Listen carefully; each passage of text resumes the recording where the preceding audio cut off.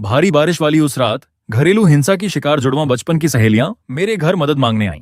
लेकिन मैं थर थर कांपते हुए कमरे का दरवाजा अंदर से बंद कर लेता हूं, उनकी आवाजों को अनसुना कर देता हूं और औजार निकालकर दरवाजे को वेल्डिंग करके हमेशा के लिए बंद करने लगता हूं। ऐसा इसलिए क्योंकि पिछली जिंदगी में मैंने दिल पक्का न रखकर जी परिवार की इन दोनों जुड़वा बहनों को पनाह दी थी, जिसका नतीजा ये हुआ कि वे पूरे 10 साल तक मेरे घर पर कब्जा जमाकर बैठी रहीं। उन्होंने न सिर्फ मेरे आसपास की सभी लड़कियों को दूर भगा दिया, बल्कि 24 घंटे मेरे फोन की जासूसी भी की। हद तो तब हो गई जब वे मुझे बेहोश करके तहखाने में बंद करने तक की हद पार कर गईं। आखिरकार मेरी मौत उन दोनों के हाथों कुल्हाड़ी से कटकर हुई, क्योंकि वे मुझे शारीरिक रूप से हमेशा के लिए अपने पास रखना चाहती थीं। जब मेरी आंखें दोबारा खुलीं तो मैं उसी भारी बारिश वाली रात में पुनर्जन्म लेकर वापस आ चुका था। दरवाजे के बाहर फिर से उन्हीं दोनों शैतानों की कांपती हुई आवाजें गूंज रही थीं। भैया, क्या आप घर पर हो? यह जी शिया उमान की आवाज थी। वह लड़की जो बाहर से बेहद मासूम और होनहार दिखती थी, लेकिन असल में नियंत्रण की भूखी एक सन की राक्षस थी।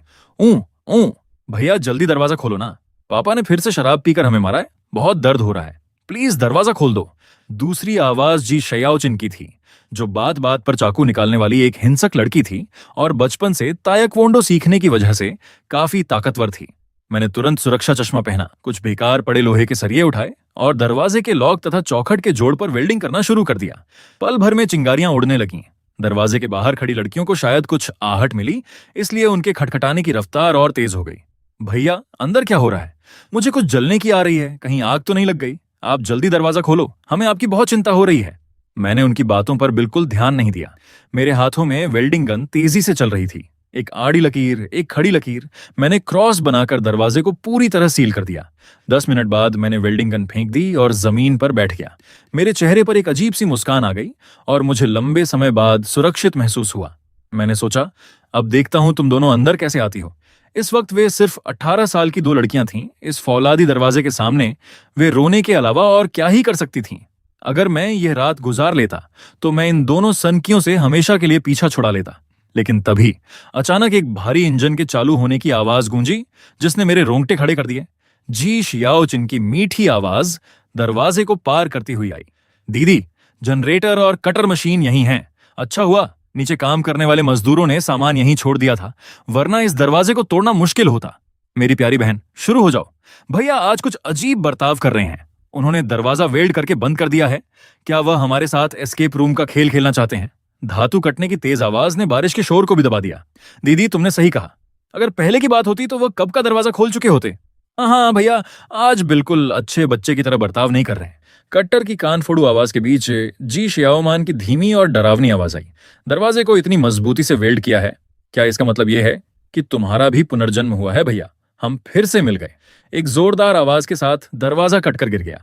10 मिनट पहले जिस लोहे को मैंने वेल्ड किया था, वह उस भारी कटर मशीन के सामने चॉकलेट की तरह कमजोर साबित हुआ। वाह, मुझे देखते ही जी शियाओचिन पूरी तरह सुन्न पड्डी अच गई। उसके हाथ से वह 10 किलो भारी कटर मशीन छूटकर धड़ाम से जमीन पर गिरी।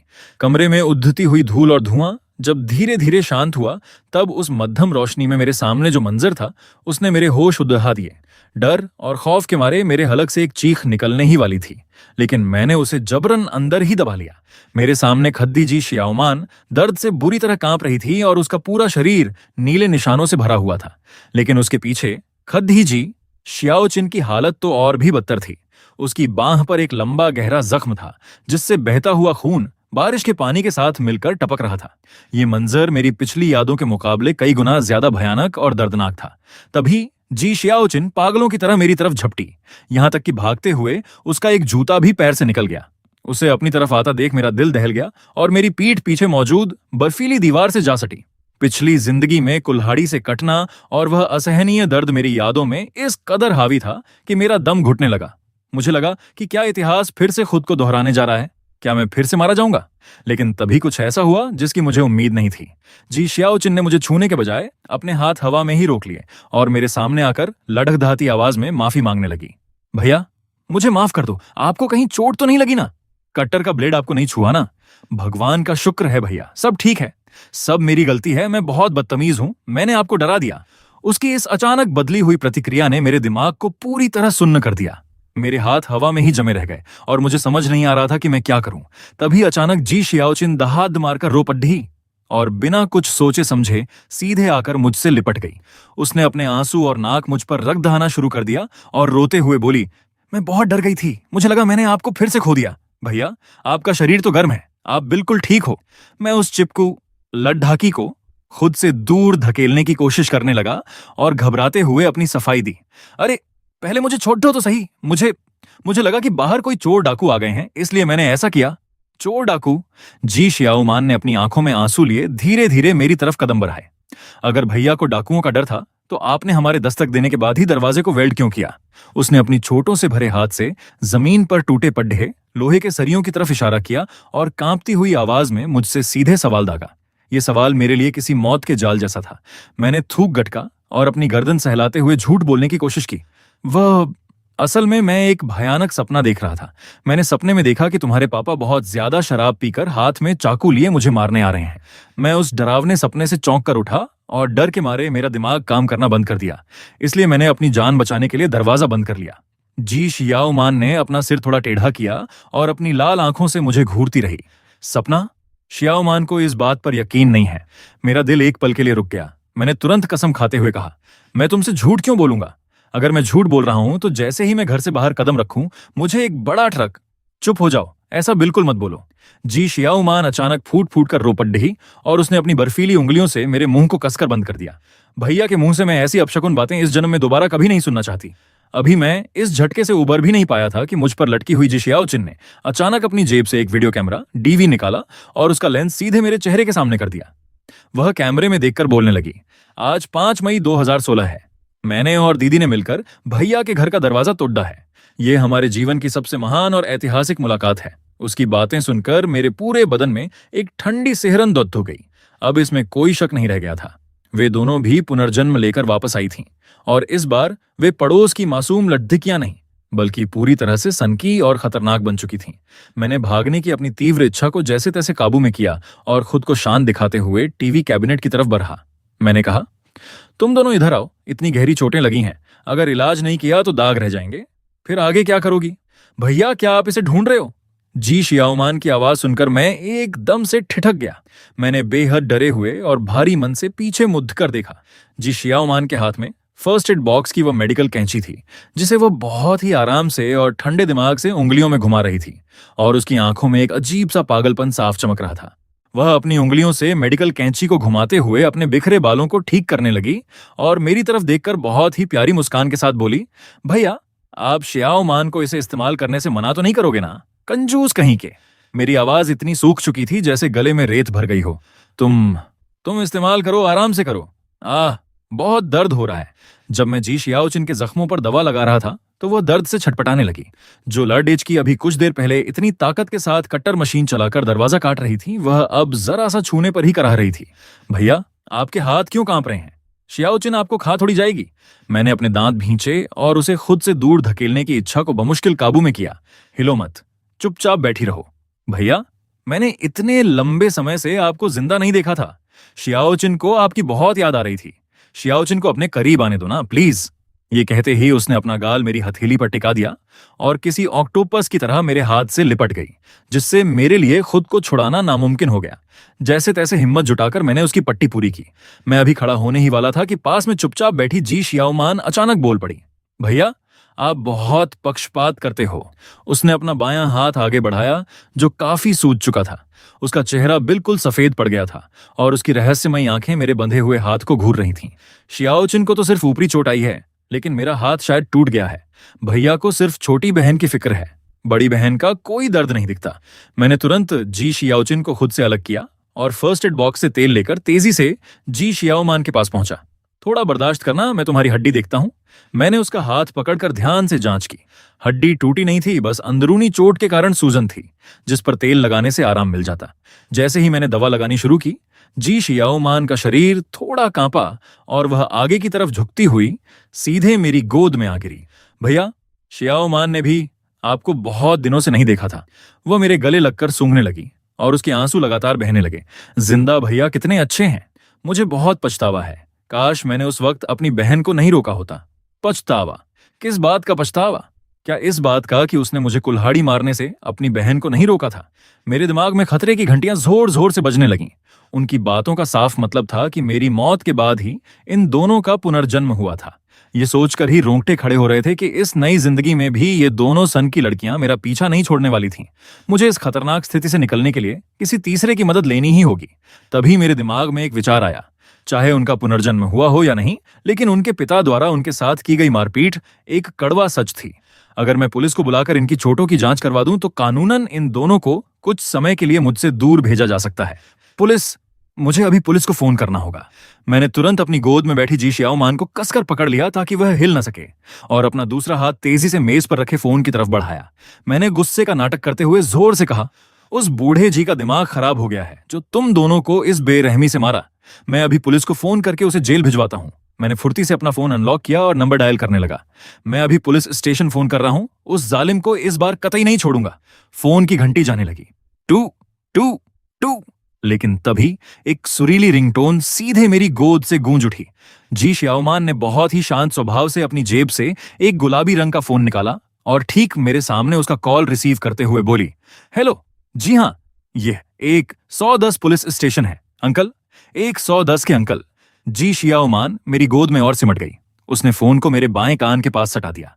उसकी आवाज बेहद मासूम और थोड़ी नखरेली थी। भैया, आपको शियाओमान की याद आ रही थी ना? शियाओमान तो आपकी गोदी में ही है। फिर उसने और भी धीमे से कहा, आपको जो भी शिकायत पुलिस अंकल से करनी है वो सीधे शियाओमान से ही कह दो ना, ठीक है? जैसे ही ये मीठे शब्द मेरे कान में घुले, बाहर आसमान में बिजली की एक भयानक कड़कड़ाहट हुई। उस आवाज ने मेरी नसों को झकझोर कर रख दिया और ऐसा लगा जैसे मेरा दिल धड़कना भूल गया हो। जी शियाओमान अब भी बड़े आराम से मुझसे लिपटी हुई थी। उसकी उंगलियां तेजी से फोन की स्क्रीन पर चलीं और बाई निंगबिंग नाम पर जाकर रुक गईं। भैया, ये लड़की मुझे बिल्कुल पसंद नहीं है। जब आपके पास मैं और शियाओचिन हैं तो आपको ऐसे दोस्तों की कोई जरूरत नहीं है, है ना? अभी मैं कुछ समझ भी नहीं पाया था कि उसने बिना झिझक उस नाम को ब्लॉक लिस्ट में डाल दिया। मुझे लगा कि वह पिछली बार की तरह अपनी कैंची निकालकर मेरी गर्दन पर वार कर देगी, लेकिन तभी कमरे का माहौल एकदम बदल गया। जी शियाओमान के मासूम चेहरे पर आंसू की बूंदें छलक आईं। वह रोते हुए बोली, भैया, शियाओमान को पुलिस की मदद नहीं चाहिए। शियाओमान को सिर्फ भैया चाहिए। आप कह रहे हो कि आपका पुनर्जन्म नहीं हुआ, आप झूठ बोल रहे हो। आप मान क्यों नहीं रहे? हम सच में आपको फिर से बंद नहीं करेंगे। तभी मुझे लगा कि उसका छोटा सा हाथ अपनी स्कर्ट के नीचे कुछ ढूंढ रहा है। ये देखते ही मेरे दिमाग में खतरे का सायरन बज उठा। वह कैंची ढूंढ रही थी। पिछली जिंदगी की वह खौफनाक यादें मेरे दिमाग में बिजली की तरह कौंधी। मैं समझ गया कि इन दोनों बहनों के सामने सच कबूल करना अपनी कब्र खुद खोदने जैसा था। इसलिए मैंने तुरंत जी शियाओमान के उस हाथ को कसकर पकड़ लिया। मेरी आंखों में गुस्सा साफ था। मैंने झटके से उसके हाथ से वो गुलाबी फोन छीना और उसे दीवार के कोने पर दे मारा। मेरे कॉन्टैक्ट्स डिलीट कर रही हो, मेरी फोन बुक से छेड़छाड़ कर रही हो। तुमने मुझे क्या समझ रखा है? बहुत सीधा। फोन कालीन पर गिरकर जोर से टूट गया। भैया, मेरा नया फोन था, वह चीखी। मैंने उसे खुद से दूर धकेला, पीछे हटा और दरवाजे पर रखी उस कटर मशीन की तरफ इशारा किया जिससे अब भी धुआं निकल रहा था। मेरे चेहरे पर गुस्सा साफ था। जी शियाओमान, जी शियाओचिन, तुम दोनों को आज रात हो क्या गया है? उस आदमी ने मार मारकर तुम्हारा दिमाग खराब कर दिया है क्या? आधी रात को मेरे घर में घुसकर दरवाजे के 2 टुकड़े कर दिए और अब इस फर्जी फोन से मुझे बेवकूफ बना रही हो। हर वक्त पुनर्जन्म पुनर्जन्म रट रही हो। उपन्यास ज्यादा पढ़ लिए हैं क्या? बोर्ड परीक्षा खत्म होते ही दिमाग चल गया है तुम्हारा। मैं तो पहले ही समझ गया था कि जी, तुम्हारे पिता ने तुम दोनों को तंग कर दिया है, इसलिए तुम यहां आकर मुझ पर गुस्सा निकाल रही हो। अभी कुछ देर पहले जो तुम दोनों ड्रामा कर रही थीं, तुम दोनों का यह बर्ताव देखकर कोई भी यही सोचेगा कि अंडरवर्ल्ड के लोग यहां किसी का मुंह बंद करने आए हैं, और खासकर तुम, जी शियाओचिन। मैंने दरवाजे पर रखी कट्टर मशीन की तरफ इशारा करते हुए गुस्से में कहा, अगर आगे से ऐसा कोई भी डरावना और अजीब नाटक किया तो तुम्हारे पापा की जगह मैं तुम्हारी जमकर धुनाई कर दूंगा, समझे? ये बात मुंह से निकलते ही मुझे तुरंत पछतावा हुआ। मुझे लगा कि मौत अब मेरे और करीब आ गई है, लेकिन जिसकी मुझे आशंका थी वैसा कोई सन्नाटा या गुस्सा वहां नहीं भड़का। इसके विपरीत बारिश के पानी से भीगी हुई एक लड़की की खुशबू मेरे करीब आई और वह किसी रॉकेट की तरह सीधे मेरी छाती से आकर लिपट गई। भैया, जी शियाओचिन की सांसें तेज थीं। वो मेरे गुस्से से लाल चेहरे को एकटक देखते हुए बोली, क्या आप अभी मुझ पर चिल्ला रहे थे? क्या आप मुझे माफ करने के लिए तैयार हो? मैंने थूक गटका। मेरी गर्दन डर के मारे अकड़ गई थी। तुम पागल हो क्या? किसी के घर का दरवाजा तोड़कर अंदर घुस आती हो और ऐसे बात कर रही हो जैसे तुम्हारी कोई गलती ही ना हो। तुम्हें सच में लगता है कि मैं तुम्हें नहीं पीट सकता? ये सुनते ही वह तुरंत मासूम बनकर सुबकने लगी। भैया ने मुझे डांटा। भैया शियाओचिन को माफ करने के लिए तैयार हैं। भैया, आप गुस्से में बहुत अच्छे लगते हो, इतने जीवंत और रौबदार भैया। जी शियाओचिन पूरी तरह से मुझ पर लटक गई और बेहद लाड़ जताते हुए बोली, मुझे भैया बहुत पसंद है, मुझे एक बार फिर से डांटिए ना प्लीज, मैं आपसे मिन्नत करती हूँ। मैं घबराकर उसे खुद से दूर हटाने की कोशिश करने लगा, लेकिन वह अपनी जगह से टस से मस नहीं हुई। उसने अपना चेहरा मेरी गर्दन के पास छिपा लिया और रोते रोते मुझे हल्का सा काटते हुए बोली, मैं नीचे नहीं उतरूंगी, जब तक भैया मुझे पूरी तरह माफ नहीं कर देते मैं ऐसे ही रहूंगी। मेरी गर्दन के पीछे एक ठंडी सिहरन दौड़ गई। मैंने बेबसी में चिल्लाकर कहा, जी शियाओचिन, लड़का लड़की के बीच एक दूरी होनी चाहिए, तुम्हें समझ नहीं आता? तुम अब 18 साल की हो चुकी हो, फिर भी इस तरह जिद कर रही हो। उसने बड़बड़ाते हुए कहा, करीब आने में क्या बुराई है? शियाओचिन से भैया के प्रति बहुत गलतियां हुई हैं, जब तक आप मुझे माफ नहीं करेंगे मैं नीचे नहीं आऊंगी।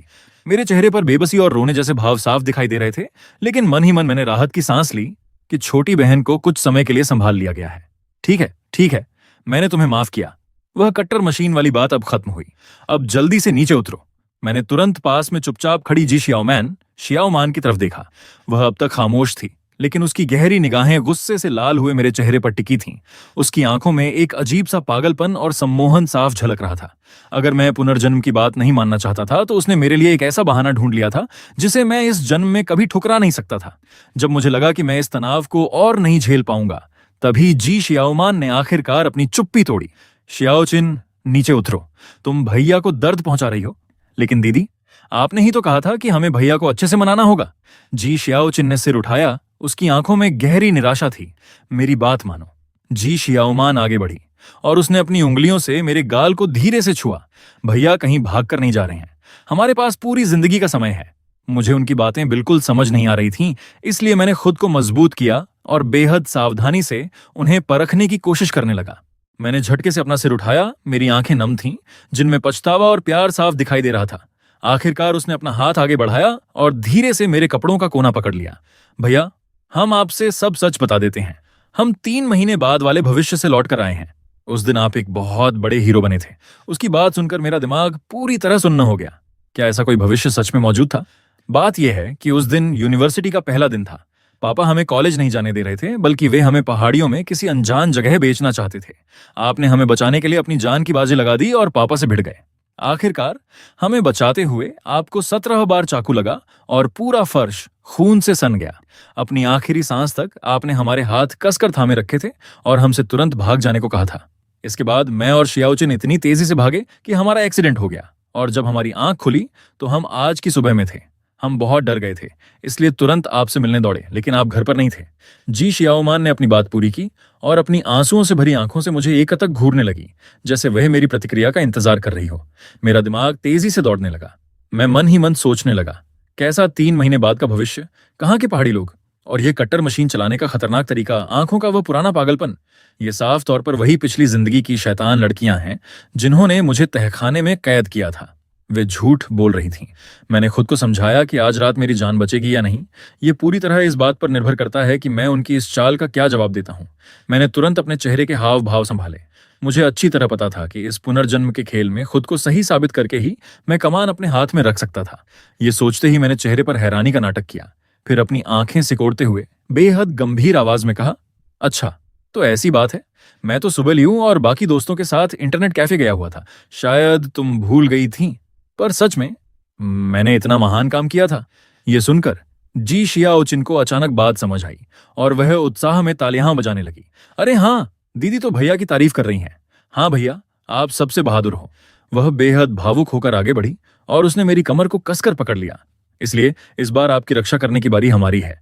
अब कोई भी भैया को नुकसान नहीं पहुंचा सकता, यहां तक कि एक मादा मच्छर भी आपके आसपास नहीं भटक सकती। बारिश के पानी से भीगी लेकिन आग की तरह गर्म 2 लड्डकियां मुझसे आकर लिपट गईं। मैं अपनी गोद में बैठे इन दोनों बहरूपियों को देख रहा था और मन ही मन मुस्कुरा रहा था।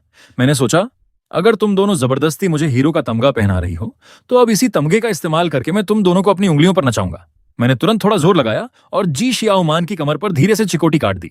यह करते ही मेरा दिल तेजी से धड़कने लगा। मैं अंदर से इतना नर्वस था कि मुझे लगा कहीं ये दोनों फिर से कोई हिंसक रूप ना अख्तियार कर लें।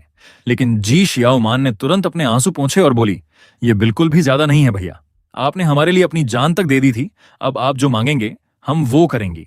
यहां तक कि अगर भैया को शियाओमान का दिल भी चाहिए तो मैं उसे अभी निकाल कर दे सकती हूँ। ये कहते हुए उसने अपने हाथ की मेडिकल कैंची को थोड़ा घुमाया और उसकी नोक अपनी छाती की तरफ कर ली।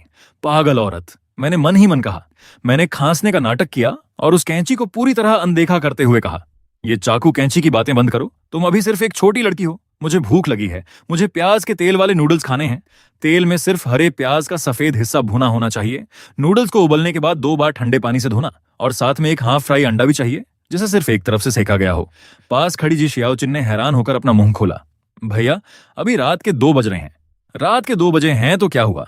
मैंने अपनी भौहें सिकोड़ी और अपनी छाती पर हाथ रखकर दर्द का नाटक करने लगा। मेरी छाती में अचानक ये कैसा अजीब सा दर्द हो रहा है। शायद ये उसी 17 बार चाकू लगने का असर है। ये सुनते ही जी शियाओमान ने तुरंत अपनी बहन का कंधा दबाया। शियाओचिन, बहस मत करो। भैया को भूख लगी है, ये अच्छी बात है। नूडल्स तो क्या, अगर भैया कुछ और भी मांगेंगे तो हम लाकर देंगे। वह खड़ी हुई, अपनी भीगी हुई आस्तीन को ऊपर चढ़ाया और बोली, भैया आप थोड़ा इंतजार कीजिए, मैं अभी रसोई में जाती हूँ। शियाओचिन, तुम भैया के पास रहो और एक कदम भी दूर मत जाना। रुको 1 मिनट। मैंने जी शियाओचिन को अपने करीब आने से रोका और दरवाजे पर बिखरे हुए कबाड़ की तरफ इशारा किया। शियाओचिन, दरवाजे पर यह जो सारा कचरा फैला है, इसे देखकर मुझे गुस्सा आ रहा है। जब तुम दोनों ने इसे तोड़ा है तो इसे साफ करने की जिम्मेदारी भी तुम्हारी है। उस कटर मशीन को यहां से हटाओ, लकड़ी का सारा बुरादा साफ करो और अलमारी व मेज को वापस अपनी जगह पर ठीक से लगाओ। जी शियाओचिन ने अपनी आंखें बड़ी की और उस भारी भरकम मलबे की तरफ इशारा करते हुए पूछा, आप मुझसे एक लड़की से ये सब अकेले करवाने को कह रहे हो? मैंने फिर से अपनी भौहें सिकोड़ी। मैं तुरंत पीछे मुड़ा और अनजान बनते हुए पूछा, क्या हुआ शियाओचिन? भैया, मेरे हाथ सुन्न हो रहे हैं। मैंने बिना कोई शक पैदा किए झूठ बोला। शायद अभी डर की वजह से ऐसा हुआ है या फिर उस 17 बार चाकू लगने की वजह से नसें कमजोर हो गई हैं। मेरे हाथों में तो बिल्कुल ताकत ही नहीं बची है। मैंने बेबसी से भरी और पीछे की तरफ झुक गया। रहने दो, अब मैं नहीं खाऊंगा, भूखा ही मर जाता हूं। कमरे में 1 सेकंड के लिए बिल्कुल सन्नाटा छा गया, लेकिन अगले ही पल एक हल्की सी खुशबू मेरे करीब आई। जी शियाओमान ने टेबल से चम्मच उठाया, उसे टिश्यू पेपर से अच्छी तरह साफ किया, फिर नूडल्स का एक छोटा सा हिस्सा उठाया, उसे धीरे से फूंक मारकर ठंडा किया और मेरे मुंह के पास ले आई। भैया के हाथ काम नहीं कर रहे हैं तो शियाओमान आपको खिलाएगी। मैंने उन हाथों की तरफ देखा जिन्होंने पिछली जिंदगी में कुल्हाड़ी उठाई थी। मेरे दिल में अजीब सी घबराहट हो रही थी, लेकिन मैंने किसी तरह अपना मुंह खोला और नूडल्स निगल लिए। खाते ही मैंने थोड़ा मुंह बनाया। ये तो बहुत नमकीन है, नमक बहुत ज्यादा डाल दिया है। मुंह में कड़वा और तीखा नमक का स्वाद फैल गया था और प्याज भी कुछ ज्यादा ही भुन गया है, थोड़ा कड़वा लग रहा है। शियाओमान, तुम तो आमतौर पर बहुत अच्छा खाना बनाती हो, आज इतनी घबराई हुई क्यों हो? जी। शियाओमान के चेहरे की मीठी मुस्कान तुरंत गायब हो गई।